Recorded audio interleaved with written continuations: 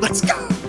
Welcome back to another episode of YAA 2.0. You're already accepted. It's Jonathan Pierre. Hello, it season is 2. Ethan Dixon. In the building. And it is Christian Dixon. And we are here with episode 20, part 1.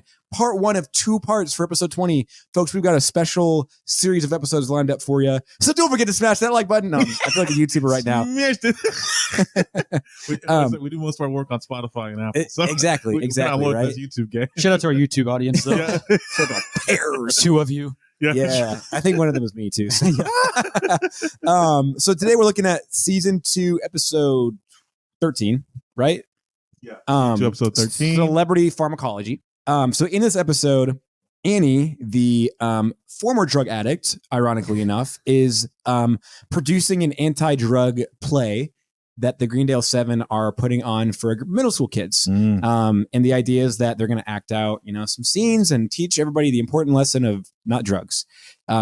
So while this is kind of the framework for the episode, couple of, conflicts arise. I think probably the most notable, or like the lead conflict, is Pierce doesn't like his role because he plays drugs. He gets flushed down the toilet. Like, he's not happy with his "there are no small parts, there's only small actors" BS. So he visits Annie, not weirdly, I guess. I mean, maybe kind of weird, but basically he pays Annie, but he frames it as a sort of you're independent and I'm independent, so let's be independent together. We need each other. We need each other, Annie. And so he gives her money, but then he starts using that as leverage to make changes to the script, and basically he ends up stealing the show. Drugs becomes this really cool character, and Pierce literally plays drugs. He's a giant marijuana leaf. So by the end of it, Pierce has kind of sabotaged the play, and the kids love the idea of drugs and the character drugs. Another conflict is that Britta and Jeff are playing the cool cats. They have leather jackets and sunglasses and cat ears. And Britta's phone goes off and while she's away. And so Jeff sees this text from this guy named Marcus, and Marcus is excited to see Britta at the play. And so Jeff, being the douchebag that he is, thinks it's funny to text Marcus these really risque, oh, I'm excited to show you what's underneath my costume, not the costume itself. Turns out it's Britta's 12-year-old nephew. So the legal ramifications of that is very, very troubling. But so basically Jeff ropes Abed into it, but Abed is not really part of the conflict. He just stares at Jeff the whole time. Do you think that was a good idea? Yeah. Screw you, Abed. Yeah. And then the sort of the tertiary conflict, I guess, is Shirley is pissed at Chang for maybe getting her pregnant. So she's ignoring Chang the whole time. And the whole thing is well, you can't ignore me forever. Well, maybe you can. And I don't know. The tertiary conflict deserves its spot at the bottom of the pile because it's not really interesting to me. Yeah. But so as I'm just trying to think of so the play, let's think about the plot of the play now. We've seen the plot of the episode. The plot of the play? The plot of the play, The plot of the play. That's an awfully hot coffee pot. So in the pharmacology universe, or the drugs universe, we'll call it that, Abed and Troy are bees. The drug cinematic universe. The DCCU. not the DC cinematic universe. That's the DCCU. But so Troy and Abed in the morning are bees. And they're man, they are worker bees. They are so tired, but drugs give them a buzz, right? And it's pause for effect. Shirley the crayon. I don't really know the point of that. I don't think it's kind of one of those just dumb. I don't think there's a point to it. They just found a costume of probably. Pierce and Jeff and Britta, like I mentioned, are the cool cats. So they're we're too cool for drugs, or maybe we're the cool guys so we take drugs. I'm kind of confused. I think they were taking drugs because Jeff has a funeral. Oh yeah, that's right. Yeah. Well, that does answer my question. Jeff Winger is attractive in a coffin. Yeah. So Annie's not in the play; she's just the producer of it. And Pierce is drugs. Abed introduces Troy to drugs, played by Pierce.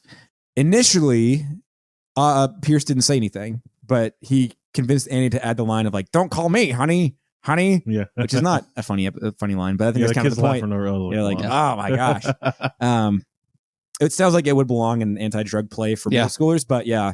And then I guess we don't see the whole play because it's that's not really part of it. But Jeff dies from drugs, I'm assuming, and then they flush drugs down the toilet. But he ends up coming back because he sabotages the play. Drugs comes back and chases the crayon around the zip. So we should probably mention the reason that Pierce is so obsessed with having more of a part in the play is because he was supposed to be in commercials for Hawthorne Wipes as a kid, and he was so basically his dad was so ashamed of him. Kind of right? Is that kind of the point? Yeah. Well, you should have done better in your dang audition. Yeah, I mean, basically, we see a scene of Pierce watching old commercial outtakes by himself, and his dad is awful to him. They framed that really well too. Yeah. Oh yeah, super creepy. Villain origin story for Pierce, basically.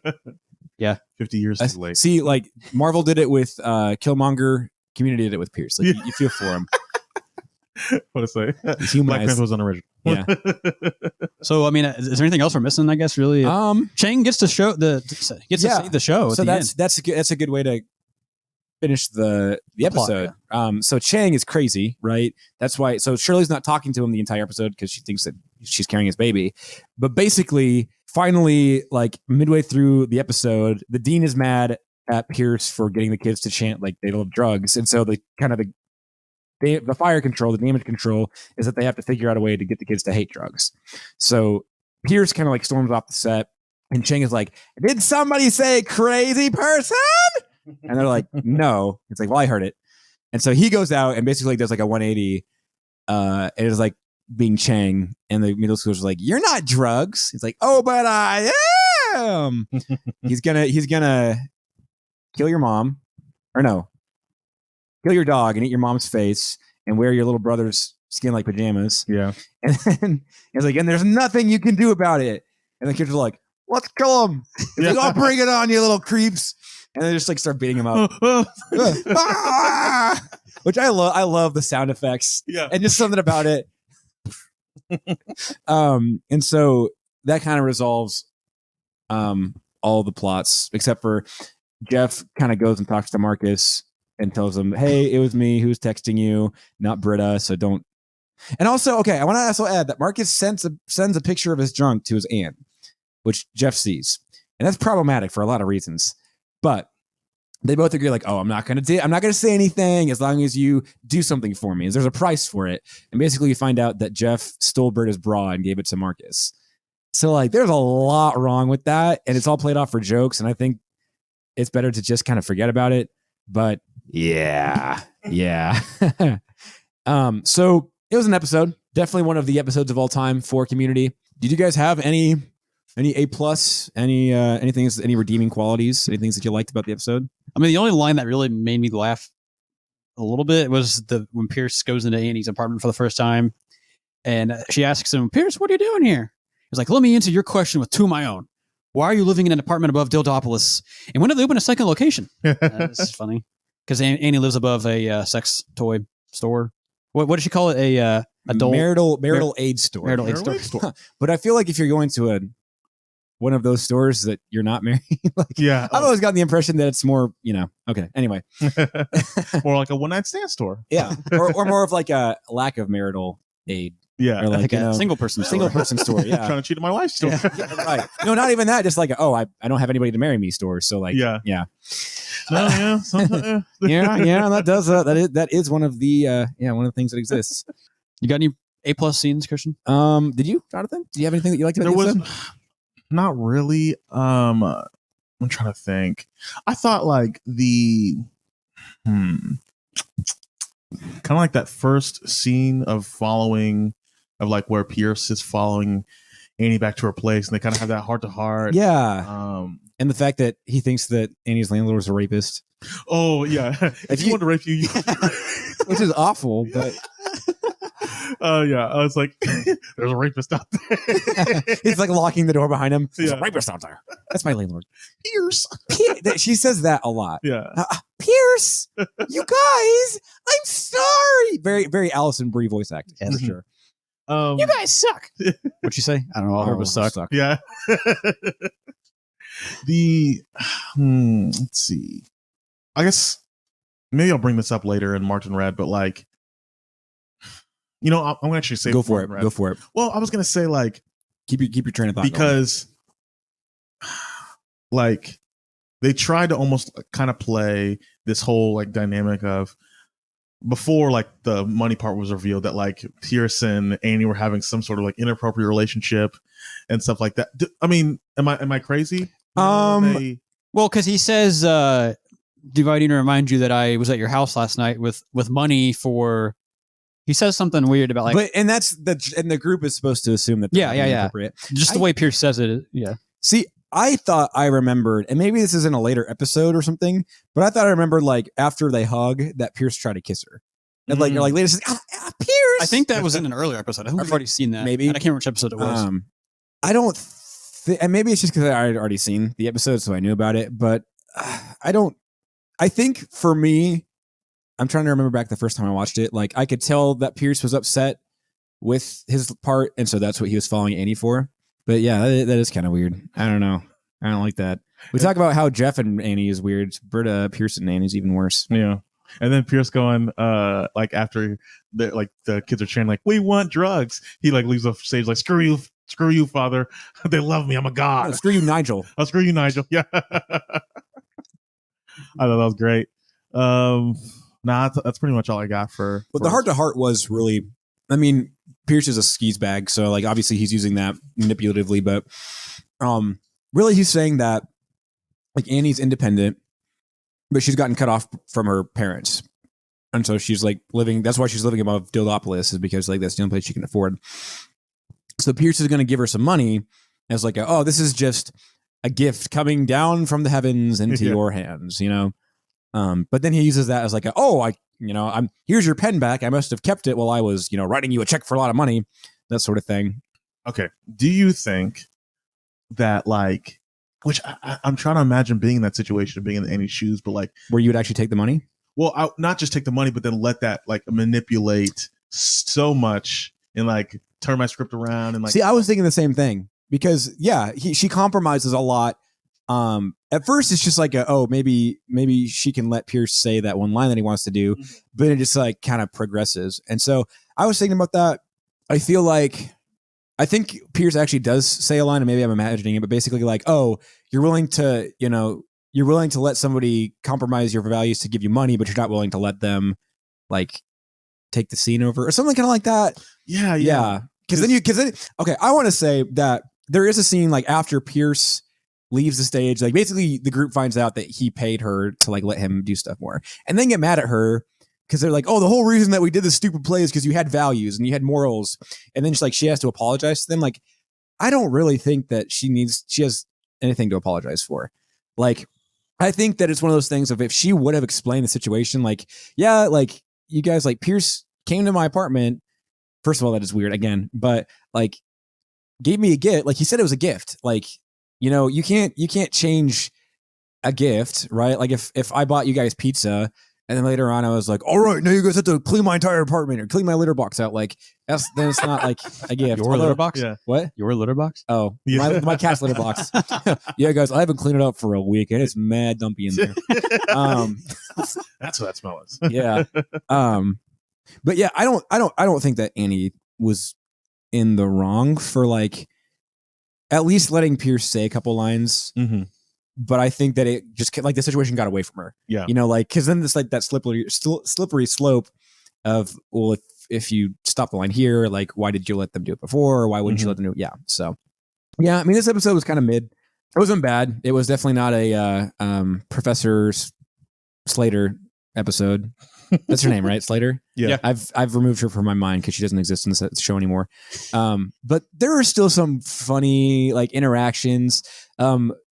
The fact that like the first scene or the first like couple of lines of dialogue are Abed and Troy in their bee costumes.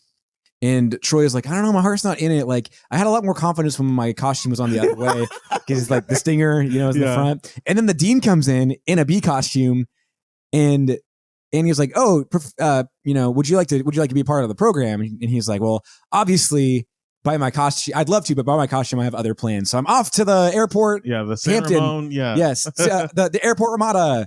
And he walks away, and Troy's like, well, how come he got a front-facing stinger? And like, he made a trip to the store below Annie's apartment. That's for sure. Yeah. Or one of the 3 thumbs up. The 3 thumbs. Yeah. Those aren't thumbs. And there's an interaction between like the group and Annie, and basically everybody's sort of criticizing Annie for having the play. And then Britta says something about like, how she doesn't like it. And Annie's like, Britta, you don't count. You respond to everything incorrectly. And Britta's like, oh, thank you. Yeah, because Britta's like, when I saw those school assemblies about drugs, it just made me want to do drugs more or push me to drugs. And so she's saying how she responded the opposite way of what they meant to. Yeah, Annie's like, you respond to everything poorly. Yeah. Thank Did you. you guys ever like the DARE program, any of those? I guess that's what we had. Red Ribbon Week. Yeah. Yeah. And they were like, so my kindergarten year, they gave us like, it was like the stuff that you used to wrap presents with like a bow. Yeah. Like that kind of metallic-y tape. And they're like, all right, go tie these things around the school. And like, even till like my 8th grade year, there were still those little ribbons like tied on to like railings or like the pole of the slide or anything like that. And so, yeah, the idea was like, They're like white though, faded. yeah, they're like faded to nothing. And the idea is like, I what was Red Ribbon? Was it in response to like drug deaths or something like I that? really don't know why like was it so you remember like I guess. it's a reminder that drugs are bad. Like Right. why is a red ribbon a reminder? Why not just like post a sign that says drugs But there are was bad or something? also a competition, because if you could say Red Ribbon Week the most times in a row without messing up, then you got a prize. But I think it was like our school had Bulldog Bucks because we were the New York Bulldogs, which you could spend on like a piece of candy or like a crappy, like one of those McDonald's video game toy things. So I don't remember where we're going with that. Oh, but yeah, I was thinking in all of the like elementary and middle school presentations that I went to, like this play would not have felt out of place for me. Like we had like a magician come one time, and he was geez. I think his whole message was like positivity, or no, I think maybe he was an anti-drug magician. Like those guys exist, but I think his message was like, magic is like life needs magic, but you know what life doesn't need? Drugs. Something crazy takes like away the magic of life. Drugs. as magical as black tar heroin might seem at the front end. I don't know. Marijuana feels pretty magical to me, and I'm tripping. Because he did like the whole like magic rope thing, and like it's like not flaccid, and then it turns flaccid. Don't say it like that. Limp. It is firm and straight, and he turns it limp. The squanch is firm and straight. It's like, and see, kids, Rope is erect. Yeah. see, alcohol abuse can actually do this to you. Yeah. Well, you'll learn that when you're old. But we also had one. We had those like. Okay, first of all, did you ever have the Christian TV channel growing up? TBN. JCTV. JCTV. Yes. TBN2. In the mornings, Telemundo or whatever. Yeah, I guess what Telemundo. Telemundo. 16.4 and then Yeah. 16.5 was Right. like the kids. the kids. Yeah. So in the morning, they would put like every once in a while they have like Team Extreme, and it was like Christian bodybuilders, and they would like crush a soda can, or they would like Rip a phone book. rip a phone book, or they Oh, would like dive through like plexiglass or something like that. Do you remember I that? kind of remember that. Yeah. And showed it so to my dad's church when I was like 8 or whatever. and they came to a school near us, and we went phone books, some blocks, some Like Right. rebar or something Yeah. like that. I think. Yeah. right. yeah, piece of rebar, like And so I distinctly remember this. This was in Breckenridge. Mhm. And these two guys came in out of like the whole team, and they were Christians, but like they couldn't talk about Christianity like in school, obviously. So like the biggest influencer to your life is you. And they even had a kid go up, and he's like, I want to be a WWE wrestler when I grow up. And he was like 8. And his whole thing was that he had to like hold on to a towel, and the guy was going to like talk and like, yeah, only you can determine your future, and you've got to believe in yourself, and you've got to do it. He'd like yank the towel and like flip it over his shoulder. And the kid actually like let go, or like he like flew off and like landed on the ground. And the kid's name was Ethan, which I thought was funny because, he's like, oh, see, Ethan, you let go of your dream. I was like, I bet that kid never went to the WWE. yeah, kind of ruined it for him. Kind of ruined it for him. Killed the vibe. But so, as ridiculous as like the bees and the crayon and the cool cats are, I don't think it's that out of place for a real like public school drug. And do you guys ever watch Eddie Burback videos? Ethan looks like a really skinny Eddie Burback because you have the glasses and the mustache. I look him up now. Yeah. And he did a video on Dare, and he was like, I remember they promised me an entire night of video games and pizza and bowling and skating. And I showed up, and there was only one pizza for all of us, and people, they lied to me. So like, I'm not going to do drugs, but that was the opposite. Like, you promise people these things and you don't deliver it. So if you're going to have a DARE program, like, follow through with it. So yeah, I appreciate that this episode tackled the whole, like, we're going to bring a bunch of public school students and they're going to hate it, but we're going to act like we're cool and hip. Like, they give them all anti-drug baseballs.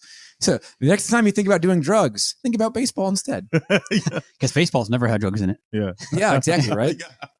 Mark McGuire, Sammy Sosa. I know Sammy Sosa. Everybody from the 70s. Right. Yeah. But yeah. Leading the class, who you got? You know, I think that I am going to say Annie. I think that, again, being a recovering drug addict, you know, it's good that she wants to keep other kids from that. Again, I don't blame her for taking the money from Pierce, because, like, if you're struggling to pay rent, like, you would, and it's Pierce's fault for, like, manipulating her into that. So yeah, I'm gonna say that I think Annie leads the class for me. She has probably the most storyline. This is one of those episodes where the whole Greendale 7 is in one plot, but I think she has most of the storyline for that. So yeah, I was gonna go with Troy and Abed. I know it's kind of cheating because, you know, they're two, but I just the bee scenes, like when they're in the beginning and like when they're being the bees, or like when they're humming, or I guess buzzing, the funeral song at Jeff's funeral in the play. I thought it cracked me up. And then Abed, like, he kind of has the side plot with Jeff where Abed's kind of involved. I mean, he's obviously disapproving of Jeff sending the text in general. And then whenever, you know, Jeff's texting Marcus back and Abed's just like staring at him, screw you, Abed. Yeah. And that just cracked me up. I thought Troy and Abed were the only two that really weren't unlikable in this one. You know, everybody else, like Jeff's kind of a jerk. Britta's kind of weird. I guess it's not really her fault because she doesn't know that Jeff's doing it. So really, Britta's fine, I guess. Like, obviously, you know, Annie and Pierce have their moments, and I guess Shirley's kind of rude to Chang, although I can't really blame her. Yeah. You know, episode blows. Troy and Abed are always fun, though. So, you know, yeah, seeing them as bees is pretty funny. I'd say I give it to Pierce just because, I mean, he's kind of the main conflict in the episode, but also, yeah, like, has some nice moments. But also, it's like, there's a reason that he's a jerk, like with the whole, you know, dad baggage and all that stuff. Or dadage, if you will. Dadage or zadage. Yeah, but I just picked Pierce. Slow pack. Sorry. Oh, you're good. No, but I just picked Pierce just for those things. So, but I say any extra credit, I couldn't really think of anything. I mean, but as we kind of talked about the whole anti-drug thing, right? Okay, so there's a whole, like, running joke of, like, Charleston shoes. I've never had them. Are they just sort of like that, like, forgettable? Is that the joke that nobody ever is like? Really, you know sure what I could go like for? What right? they are. I don't think I've ever had it either. It's like nougat and so is it like peanuts? I think. Is it like kind of for chocolate? I think. Oh, okay, so like almost like a Payday and a Tootsie Roll put together, or something like that. Which, again, I've never had them either. So yeah, so maybe it's like a little internet research right now. Charleston Chew, Slim Shady, hotter than a twin bake. Flavored nougat covered in chocolate flavor coating. So it's literally just nougat. So it's like a Three Musketeers bar. Yeah. Oh, okay. That doesn't sound that bad. Yeah.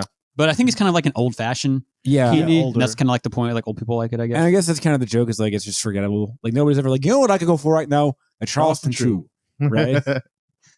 They should have made a joke about tropical Skittles again. Right? Yeah. Like, well, thankfully. That would be nice. Right. But like, in terms of my, like, marked in red, I just have a couple. I feel like Cheng would be in such worse shape. If got beat up by 50 middle schoolers. Because, like, I remember thinking of myself as a little kid. Like, obviously, I'm not as strong as I was. You can still swing for the fences. I'm not as strong as I was back then. But I'm not as strong as I want. Go on, Dave. When I was good once, as I. Yeah. So, but yeah, I just feel like Cheng would be in such worse shape with, like, it's like 50 kids. And at first, like, black kid that runs up on him is like pretty big. Let's kill him. And Cheng's only like 5'3", so it's like it's not, you know, not a lot. Like, yeah. And so when they showed him, he just has like kind of a bruise. Yeah. And I'm like, okay, come on, he should like. But I wonder, do you think that maybe this is because obviously he's already crazy? Do you think this is maybe he gets some brain damage and that's what turns him over the edge? Because after this is like the first, like, psychotic moment. Because Shirley's like, you know, like, as hard as I've been on you, like, I still appreciate what you did for those kids. And he's like, let me go get Chang and you can tell him that yourself. Oh, yeah. He looks like her. Yeah. Kind of has a crazy look. So here's a little headcanon. Maybe him getting beat up by those 50 middle schoolers. Yeah. I mean, we've already seen him do the whole Gollum Smeagol thing though. Ah, so dang he's it. You're gonna right. agree You're anyways. right. You're right. This didn't help though. Dang it. I thought I had something going there. No, you're good. Also, one thing I forgot to mention, I do love whenever the kids like chase the Greendale 7 off the stage and they start throwing the baseballs. Like the first one gets thrown at Abed and he just like catches it. Oh, yeah, Like Abed without just- even reacting, which is like, yeah, Abed is a sport athlete. Like he's a Yeah. multi-sport athlete. And then it hits, Abed, you're it hits fine. Troy in the nose though. Like that would break your nose. Oh yeah, Right? yeah. Well, so were they actual baseballs or were they like little like plush, plush ones? I mean, Because the dean called them baseballs. I yeah, don't but know. the kids were holding them like I was trying to tell from looking at it. It didn't look like a real baseball. Like the stitching didn't look raised like a real It baseball. looked like a Yeah. printed. It looked like it was printed, so it kind of looked like a little plush. But I don't baseball, think you'd but be I'm able to just- throw those though. I mean, you could, but it would just be like a. It could have been like a beanbag type thing too. Those would Mhm. have a little more weight to them, and you could throw them Yeah, Yeah, that's know. fair. that's like a stress ball type thing, almost. Those Yeah. are beanbags, I guess. But Think about baseball instead. I love how like I mean it's like the American pastime, but let's play baseball. Instead to go do drugs. Let's just What's ponder. also good for you, like Yeah. baseball. Yeah. would have been funnier if the baseballs had like some kind of old like Greendale, like it was an old promotional material thing, like Yeah. it was Right. found in like a closet somewhere. Or That's like- what It's like- I mean, they've already done AIDS, but it'd be funny if it was like an AIDS promotion. Yeah. yeah. We're gonna aid you in your fight against Or like- drugs. American Bicentennial, 1976. Like, Right. Yeah. And then it's like the Greendale Normal School instead of Yeah. the Community College. Also, this is kind of something. What if because most schools they go from a 2-year to a 4-year university. What if Greendale was the opposite? Like they actually used to be a 4-year school. It's like, well, then all of our student population was killed by a Comanche raid, so we had to drop down to community college. That's good. I Thanks. like it. Maybe yeah. the movie. yeah, I'm kidding. My other Martin Red was I feel like Annie would already have a job. Like it was fun to like watch her like pick up cans, and it's a nice like inspiring story, real pursue your happiness kind of stuff. But like I mean, this is her second year in college, so I mean, by her own story, she's been cut off for over a year. Like I'm like, why aren't you already working? And like she's smart enough to work and have great grades, so the idea that like, oh, I'm just gonna get a job. Like, I feel like that was a simple. Because Like, then that never comes back around. no, Because like we no. find out that Britta has a job before we find out that Annie does. Yeah, but I think that that's it. Yeah, this episode. Oh, did you get rated, by the way? Oh yeah, my fault. I'll probably say overall, I'm gonna give it a 7. Because I think that watching the episode, I enjoyed it. Like kind of digging into it. You know what? Dang it, I'm gonna give it a 6. Yeah, I'm not because I'm not super happy with this episode, but like as I watched, I did enjoy it, and it's like it's not impressive to me, but I'm just gonna go with a 6. Yeah, I'm done talking. I feel like you're right. I feel like the episode had a lot of potential, especially because it's relatable. I feel like it's really frustrating to watch Pierce sabotage it. Like if it was a real, Yeah. if it was a real scenario, be like, "Hey, dude, stop messing it up." But like, since it's an episode, like you know what I mean? Yeah. So like, yeah, I think that kind of adds a layer of frustration to it. I get that. Agreed. Which that's another thing with sitcoms. Like they're okay. You can have bad episodes that like aren't funny or whatever, but like there's something else to like frustrating episodes, like the Schmitty episode for this series, or like I'm trying to think of a great example. Like the Frasier episode where, or I hate this one. I don't know if everybody else does, but the Frasier episode, I think it's in the later season, where he's like, he's at the parking garage and he just like refuses to pay the parking thing, and he just sits there. Isn't that Luis Guzman who's in the? I think it is actually. Yeah. See, I think the Frasier episode with the guy from Monk, what's his name? Tony Shalhoub. That Yeah. one's frustrating too. That's the Where he burns down the guys. He burns down the guy. He's like, yes. he's like, why don't you like me? I do like you, Yeah. and I like your son, and I like you. I probably shouldn't do that accent, but he did it. And he's not. But yeah, it's not. It's not. You have to like get through it to get to the next episode. Exactly. Or Scott's Tots. Yeah. Or Right. yeah. Yeah. Which that's what I love about like what pretty much the Hollywood that like we grew up watching. Like you can have a Jewish man playing who will play in a white American in his own show, but also play An Indian man. an Indian man. Have you seen Oscar Isaac's? I think it's like an SNL cold open. He's like Yeah, he's hosting. I'm Puerto Rican, like half Puerto Rican. It's like his real name is like Oscar Isaac. It's because he's like half Puerto Rican or something like that. He's And, got a very mixed heritage. Mhm. It's like, of course, when I went to Hollywood, the producers picked the 2 whitest names, Oscar Isaac to be my, yeah. So, I want to say, what about y'all? Yeah, some blows. I mean, I laughed a few times, but I agree. Like, good potential for the episode in terms of like having a plot about a play that's anti-drugs, and of course, the Greendale 7 is the group that like gets to do it. But it's off the mark. Like the Pierce Annie plot is just weird to me. Like I think they kind of almost realized like, oh shoot, we haven't had Annie and Pierce really interact that much. Maybe we should have a plot with them. And I don't know. It's just so boring to me. Like Pierce is so unlikable. And it just relies too much on like the physical comedy side of it, like, oh yeah, Chen got beat up. Pierce is being dumb. Like Nobody asked you, Crayon. Yeah. And like, I think that's the point of like, why is Pierce's humor what the kids like? Cause he's an old guy, but Pokemon. Yeah. Yeah. What's he, Zabadazooey? Yeah. Good one. Yeah. Maybe I should say good one. And that way Pierce and Jeff. Also, I think I should have Jeff's letter jacket. I don't know. This episode it's meh. It's 5 out of 10. It's mid. It's a Thursday night football game. Yeah. Oh god. I'd rather watch this than the Amazon Thursday night football games that we've had lately. Honestly, Yeah, that's fair. I'd rather I'd rather watch this in lieu of Thursday. This is only football. 20 minutes long, so that's probably why. That's fair. You could probably get through the whole episode and there still would be a score. Yeah, definitely. I don't know. I think we've already kind of talked it in its course. It's not a very complex episode. I mean, maybe it is, but like it's pretty straightforward. I'm gonna give it. I don't know. I'll give it a red ribbon week out of Dare. I feel like the way that like the Pierce and Annie storyline wraps up is really sweet after Pierce dies. Spoiler alert for those who maybe haven't watched the show yet. But I mean, Chevy Chase was written off the show because he's a bad person, so I don't feel bad about that. But I don't think it's really earned because there are those kind of like weird, trying to kiss Annie sort of things. I don't think really many of Pierce's like feel good storylines are earned because then like in the next episode we're going to see how awful of a human being he is for Dungeons and Dragons.